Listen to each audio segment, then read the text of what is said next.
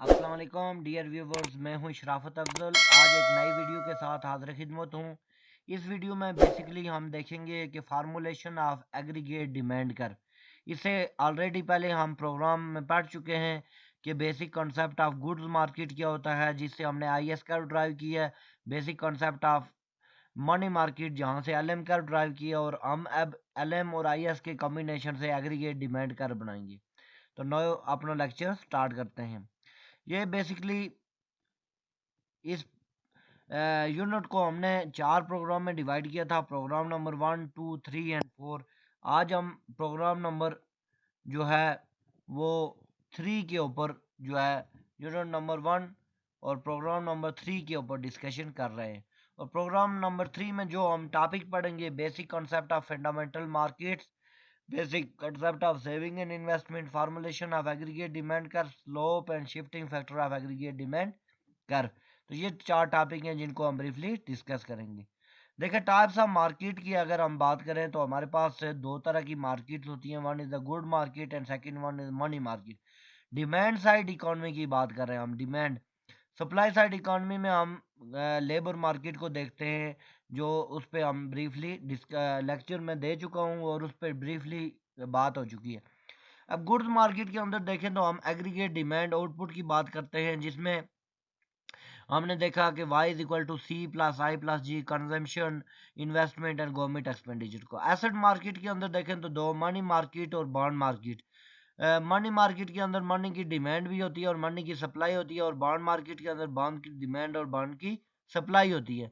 तो बेसिकली ये दोनों मार्केट आपस में लिंक करती हैं विद इंटरेस्ट रेट। और गुड्स मार्केट से हमारे पास जो पॉलिसी बनती है उसको फिस्कल पॉलिसी कहते हैं, और मनी मार्केट से जो पॉलिसी बनती है उसको मॉनेटरी पॉलिसी कहते हैं। और मनी सप्लाई हमेशा मनी मार्केट सेंट्रल बैंक के पास होती है, और गुड्स मार्केट के लिए हम मिनिस्ट्री ऑफ फाइनेंस हमारे पास होती है। अब देखें, नेक्स्ट हम चलें तो ये मार्केट्स मैं आपको बता दिया है कि गुड्स मार्केट और एसेट मार्केट, जिसमें मनी सप्लाई मनी डिमांड, ये दोनों डिमांड साइड इकोनॉमी की बात इसमें की जाती है। और लेबर मार्केट में हम किसकी बात करते हैं? एग्रीगेट सप्लाई साइड इकोनॉमी की बात की जाती है। अब देखिए, एग्रीगेट डिमांड के अंदर हमारे पास 2 तरह की मार्केट्स हैं। One is the good market and second one is the money market. Component of aggregate demand में हमारे पास 2 तरह के कंपोनेंट होते हैं। One is the IS curve and second one is the LM curve. IS curve derive होती है goods market से, और एलएम कर्व ड्राइव होती है मनी मार्केट से, जो ऑलरेडी हम इनके ऊपर प्रोग्राम कर चुके हैं यूट्यूब में। मेरा जो चैनल है शराफत अफजल, उसके उस पे ये अवेलेबल है। अब देखिए, मीनिंग ऑफ एग्रीगेट डिमांड क्या होता है कि aggregate demand curve shows the combination of price level and the level of output at which the goods and money market are simultaneously in equilibrium.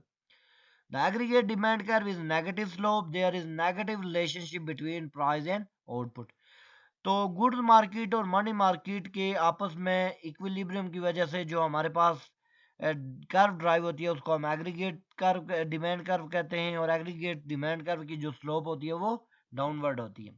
देखें, यहाँ पे हमारे पास equilibrium of IS and LM curve. LM curve आपको पता है upward slope होती है, जो ऑलरेडी हम पहले पढ़ चुके हैं। और एलएम कर्व जो होती है अपवर्ड स्लोप, और आईएस कर्व जो होती है वो डाउनवर्ड स्लोप होती है। ई जो है यहाँ पे इक्विलिब्रियम को शो करता है। Y naught output, income output, और आई नॉट जो है इंटरेस्ट रेट है। जहाँ पे इंटरेस्ट रेट और आउटपुट आपस में मिलते हैं वो पॉइंट, यहाँ पे ये एक एलएम कर्व और आईएस कर्व आपस में मिलती है, उसको इक्विलिब्रियम कहते हैं।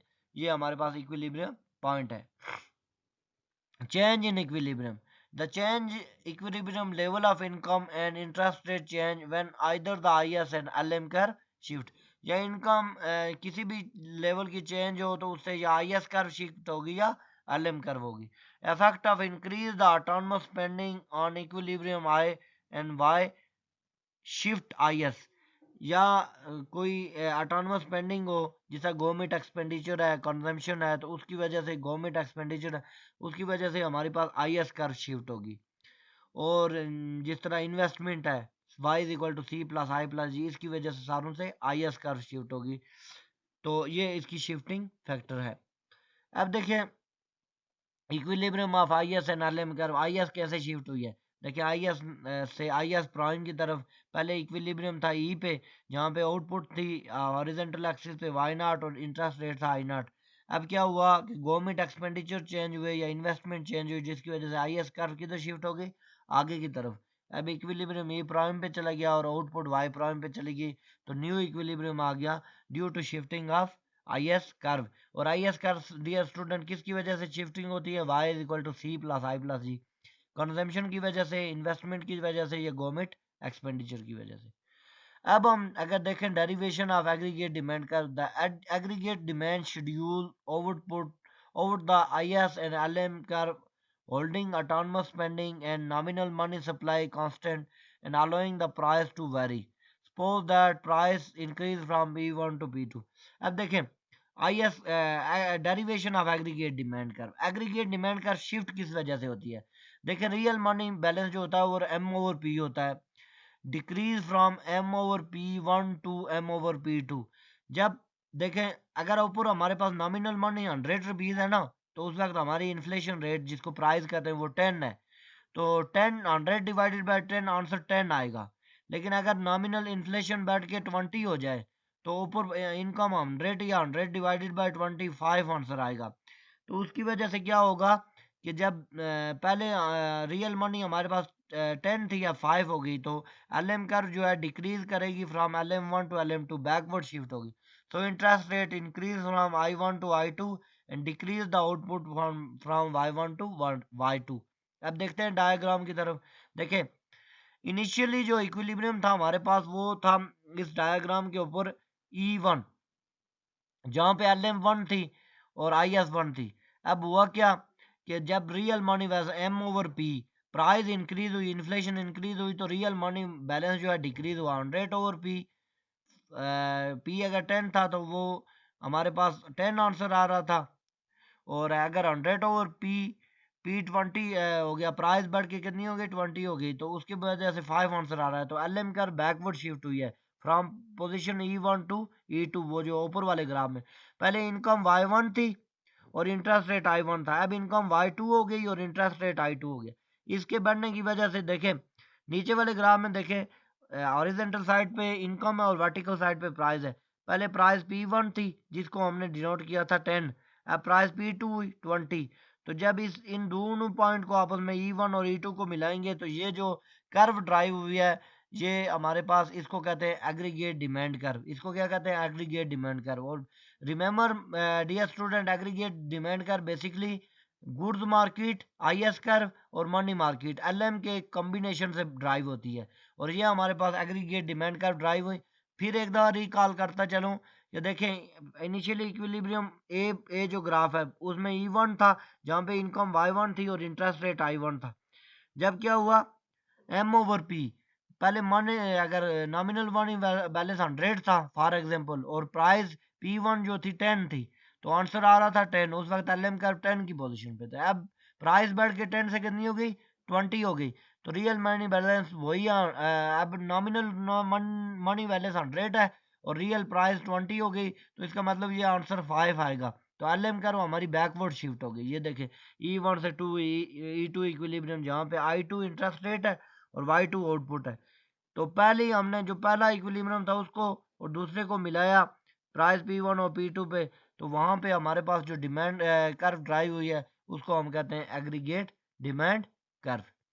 तो अब देखें एक चीज याद रखें कि जब हम IS और LM कर्व से एग्रीगेट डिमांड ड्राइव करते हैं, तो IS और LM का जो ए ग्राफ है उसमें हॉरिजॉन्टल साइड पे इनकम है, आउटपुट है, और वर्टिकल साइड पे इंटरेस्ट रेट है। क्योंकि IS का भी मैंने आपको पहले बताया था शुरू की स्लाइड में कि IS और LM का कॉम्बिनेशन आपस में इंटरेस्ट रेट से होता है, लेकिन जब एग्रीगेट डिमांड कर्व बनी तो ओवरऑल प्राइस लेवल और हमारे पास इनकम, इनका कॉम्बिनेशन जो है वो क्या ड्राइव करता है, एग्रीगेट डिमांड कर्व। तो डियर स्टूडेंट, मुझे उम्मीद है कि आपको ये वीडियो अच्छी लगी होगी। अगर इसके रिलेटेड कोई आपको क्वेश्चन पूछना हो, कोई किसी किस्म की आपको इंफॉर्मेशन चाहिए, तो आई विल प्रोवाइड यू इंशाअल्लाह अज़ीज़। अब देखें slope of aggregate demand curve, slope किस तरह होगी। The slope of aggregate demand curve is based upon the slope of LM curve parameter K and H। तो एल इज इक्वल टू के Y minus H I. तो ये इनके ऊपर depend करता है, के वाई और एच आई। एच और के जो है ये पैरामीटर्स हैं जो स्लोप को डिनोट करते हैं। The shifting factor of aggregate demand curve is government expenditure G and taxes. देखिए अगर हमारे पास इनिशियली एग्रीगेट डिमांड, ये स्लोप ऑफ एग्रीगेट इन्वेस्टमेंट कर जो हमारे पास एग्रीगेट डिमांड है, ये अगर हम ये पहले नंबर पे देखें तो यहाँ पे देखें ये जो स्लोप है एग्रीगेट डिमांड कर्व की, ये क्या है, फ्लैटर है कि स्टीपर है। प्राइस बहुत ज़्यादा चेंज हो रही है और एग्रीगेट डिमांड कर्व उसकी वजह से आउटपुट में बहुत कम चेंज आ रहा है। इसको स्टीपर एग्रीगेट डिमांड कर्व कहते हैं। और ये जो दूसरी कर्व मैंने ड्राइव की है, ये प्राइस में बहुत कम चेंज आया है, लेकिन पहले में देखें एग्रीगेट प्राइस में P1 से P2 चेंज आया है, तो एग्रीगेट डिमांड में Y1 से Y2 चेंज आया है, तो बहुत कम चेंज आया है, तो ये एग्रीगेट डिमांड स्टीपर है। और अगर प्राइस में P1 से P2 चेंज आए, कम हो, तो आउटपुट बढ़े Y1 से Y3 तक, तो ये एग्रीगेट डिमांड सेकंड है, जिसको हम फ्लैटर एग्रीगेट डिमांड में कर भी कहते हैं।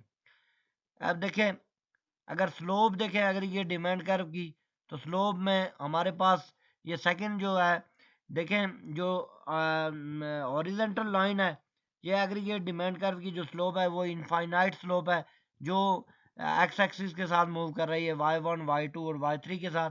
और जो वर्टिकल स्लोप है जो प्राइस लेवल के साथ बिल्कुल सेम है, उसको हम कौन सी स्लोप कहते हैं, उसकी जो एलास्टिसिटी है वो ज़ीरो है।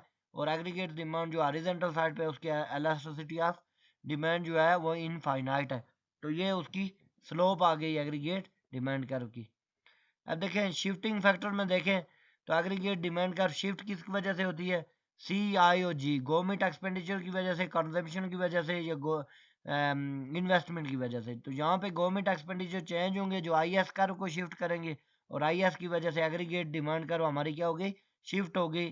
पहले इक्विलिब्रियम था y1 पे और प्राइस था P1, अब इक्विलिब्रियम प्राइस बिल्कुल कांस्टेंट है इक्विलिब्रियम y2 पे, तो ये हमारे पास एग्रीगेट डिमांड कर्व शिफ्ट हो गई। ये इस तरह ये एग्रीगेट डिमांड कर बैकवर्ड शिफ्ट हुई है। टैक्सेस जब बढ़ाते हैं, टैक्सेस जब इंक्रीज होते हैं, तो ओवरऑल आउटपुट क्या होती है, वो कम होती है। टैक्सेस कम करेंगे तो आउटपुट बढ़ेगी। तो there is inverse relationship between taxes and aggregate demand.